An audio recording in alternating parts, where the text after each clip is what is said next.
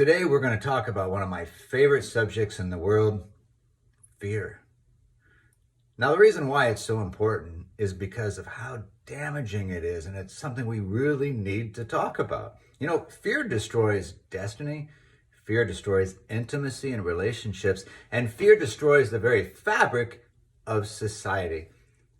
And so, coming from a Judeo-Christian background, I have to ask myself the question, when God created the world, he said that everything was good, or it was perfect in the Hebrew.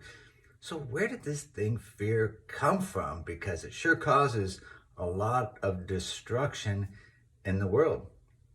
Well, there's a great writer, Iain McGilchrist, who's one of the top brain researchers in the world right now. And he wrote an amazing book called The Master and His Emissary. It's like a 600 or 700 page novel that's full of all kinds of technical stuff. But here's the point that I want you to take away from the book. He talks about the misunderstanding between the left brain and the right brain. And we've heard that the left brain is purely logical and the right brain is purely creative. And he destroys that notion and said that's absolutely not true. And even the brain researchers back from the 50s and 60s that made it popular knew that it wasn't true. They just kind of got taken out of context, and he has a lot of reasoning in there that I'm going to escape. But here's the point. The point is this. He said the right part of your brain is the relational part of your brain, and it does primarily run on that creative realm, whereas the left brain does primarily run on logic, but both sides of the brain do both things. Now, what's interesting that he notes, he made a very interesting observation that ties in with all of this. He says that out of all of the emotions that we feel as human beings, only one comes out of the left side of our brain. Take a guess at what that is. You got it. Fear. Fear, which leads to all sorts of things. Anger, right? So as we get into our emotional hardwiring, why is it that this one thing comes out of a part of our brain which is primarily logic-oriented and logic-driven, when in reality, fear is often so unlogical, or illogical, I should say. Well, I have a theory on that. I think that over years after the fall, and we began to process and normalize fear, but fear itself is not normal. You see, our right side of our brain, I call it, if you're looking at Google Maps and you want to zoom out, you push that plus button, right? You zoom out, and the minus button is to zoom in. Well, we have that in our brains. We can zoom out and get the big picture and see things and stay in the right side of our brain.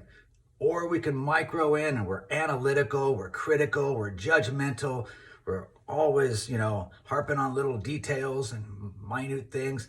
That's being in our left brain, primarily a logic-driven approach. But the problem is that we're in that place, we don't have happiness. Our happiness always comes from being in the right side of our brain.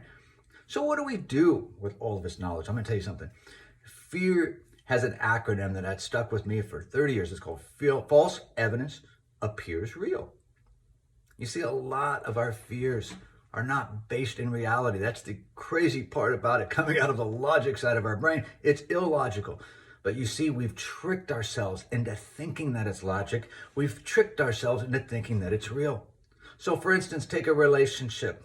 Somebody has a fear of getting hurt, so they sabotage the relationship and they end up ruining. Somebody has a fear of intimacy. That happens quite a bit in our society. People sabotage the relationship and they push the exit button, or they have a fear of commitment, right? And they end up sabotaging the relationship, or they have a fear of letting go or losing somebody.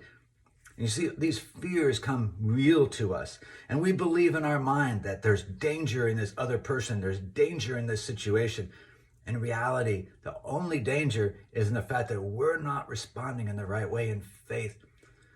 My encouragement to you today is remember that love is the most powerful force in the universe. You are loved primarily by God, but you also have to love yourself. And you have to think for a moment, go, what do I get to do in this situation? How can I change my situation? What things are in my control? Those are the only things that you can control. The rest of it, as Christians, we have the benefit. We can take other things to God. A lot of Buddhist and New Age theology and Eastern religion, they don't have the ability to go to God because they believe that we're God. I'm telling you, there's a more powerful force in the universe than us, and he is full of love. If you want to touch love, that is the being you need to be in touch with. He radiates love deep inside, and in him there is no fear, there is no darkness. So my encouragement to you today is have faith. Have faith in God, have faith in yourself, have faith in the process, and do not give in to fear. Check your fears, check your thought processes, and find out, is it real or am I just making it real? It'd be a great place to start. Hope this blesses you.